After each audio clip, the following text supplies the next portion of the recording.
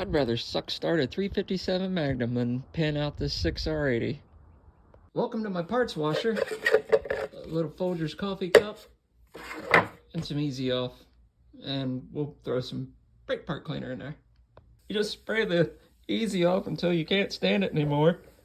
And then you just let her cook for a little while. Disclaimer, use in a well-ventilated area and wear safety glasses. I mean, it's doing something. You can see the separation of brake part cleaner and dirt and God knows what else. Probably battery acid. Do not consume. Then you get your favorite can of Coca-Cola. I don't know if it has to be regular or what, but ours was zero Coke and it's doing something. Probably gonna set that outside. You can see the fumes or the fizzies or whatever coming off of that. Okay, hot take while our Coke cooks. So I'm about 2 shy shades away from swapping that thing over to a 4L80 Chevrolet transmission. I don't know why it has to be so complicated. Why can't things just work? Take the 1985 back there. Simple 3-speed automatic. It either works or it doesn't. It either runs or it don't. Why can't things today, even in 2026, that truck's 2016, but even then, why can't things just be as simple as they were in 1985 or 1993? I think everything should just be carbureted or mechanical diesels and simple automatics or manuals. They either run or drive or they don't. Why is everything got to be so freaking complicated with computers and whatnot and gizmos and 10 speeds and 6 speeds and why can't they just be simple? They either run or they don't. Not this thing. You got 45 million freaking things that could go wrong. Well, the hits just keep on coming. I just noticed this catch can, cool, neat idea. It actually does keep junk out of the intake, but that hose down there is bent so that it's flat going into there, so I have to cut that, get a barb connector for a 1/2-inch hose. These are like heat shrink hose clamps or something. I don't know what's going on there. I just noticed this is just regular ass fuel hose. This is just about as bad, but I just noticed the zip tie holding that on instead of the factory clip. Jesus, bud. Okay, well, it's been a few minutes, about 10 to be exact. There's some floaties in there, but we're gonna try and grab it, turn it upside down, and not everything has come off. Come on, turn around there. Let's just do it. No, that worked. That worked. See some shiny copper. I just put her back in. Shake her up like your grandma does her cocktails. Give her a little hot fur, and we'll let her cook a few more minutes. You know, I'm not saying that I'm smarter than the electrical engineer who dreamed up this battery connection right here, but this has got to be the stupidest thing known to mankind. You get this itty-bitty little contact surface because it's split, and then both these wires on one lug. Why they ever thought this was a good idea, I don't know. I mean, I went to college too, not for electrical engineering, something totally unrelated, but here I am. This has got to be the dumbest thing known to mankind. The military style battery cables I put on that truck are far superior than this piece of shit. And I'm sure it was a good idea. And I'm sure they said that they could sell this to Ford for 3 cents on the ton for these things. But it's just totally stupid. That I'm not saying that these connections are my problem, but they might be a contributor, I guess. So, in diagnosis, the alternator so far is bad. The battery is also weak, and we will be changing that and contemplating new charge cables and grounds and powers. But yeah, the alternator is, if you want a good laugh, go see how expensive one of those are, because it's going to hurt. The battery's probably just as bad. Looks like I'll probably be going to Royal King for the battery, though. Why is an alternator for that $450? Alternator for that, $100. Alternator for that, $50. Alternator for the work bomber, $50. Alternator for that, $100. Why? Well, to keep adding insult to injury here, that's an original FOMOCO sticker. Serpentine belt says FOMOCO on it too. That is in amazingly good shape if that is OG. And the turbo started leaking oil as soon as I took that boot off.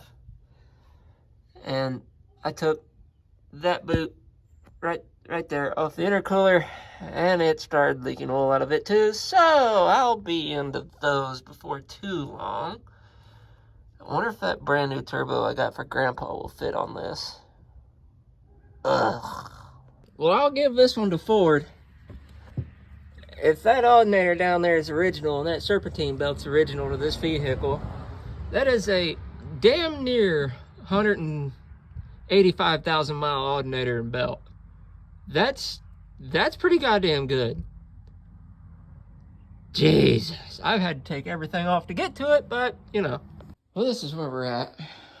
Alternator, battery, bad. We've had to take apart damn near the entire driver's side, but we're working on it.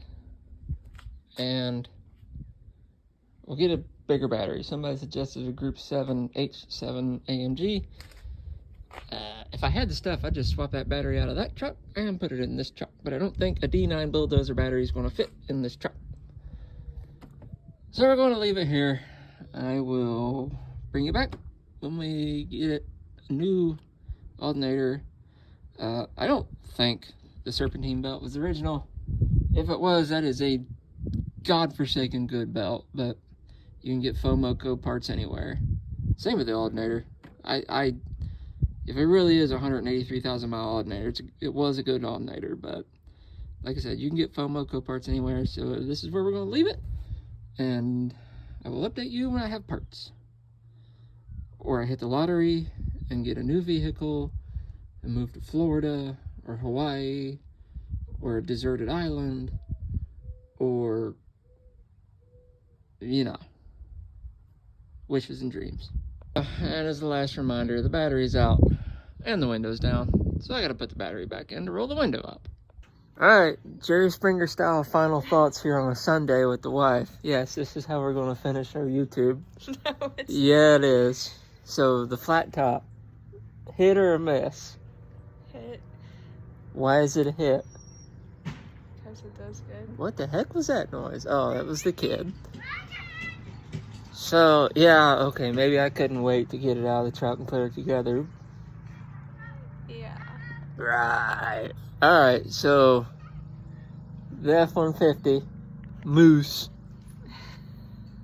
Was the lead frame the problem? Maybe. Is the alternator and battery the problem? Probably a contributor. Yeah. Or it could just be my wife's driving style. So I beg your pardon. I bag a daffer. I die of grass. We've been driving around the father-in-law's truck. It's a Chevy. I guess we should have just bought a Chevy, huh? Yeah. Had one. Had two.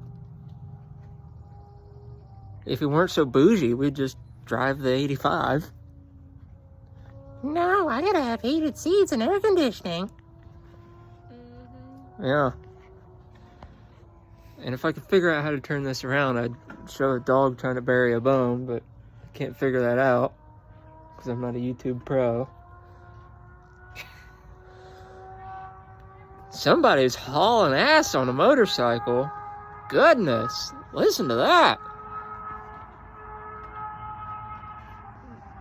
That had to be a $140. Alright, we figured out how to turn it around. That had to be a $140 all day. Ryobi speaker, by the way, I just stepped on that, and it's still alive. Like, full force put my foot down on that thing. And that thing's still alive. There's our flat top, Charbroil. My wife's over here looking at me like I'm a fucking retard. Probably shouldn't say fuck on the internet. Oh well. Go ahead, go for it. Sure. Go on. Well, they didn't go elbows over her butthole, so I guess it's alright. What?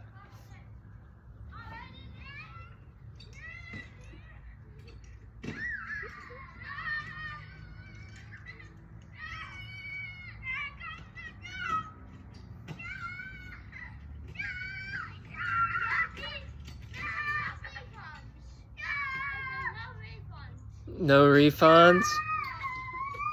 Apparently the ride doesn't give refunds. Oh.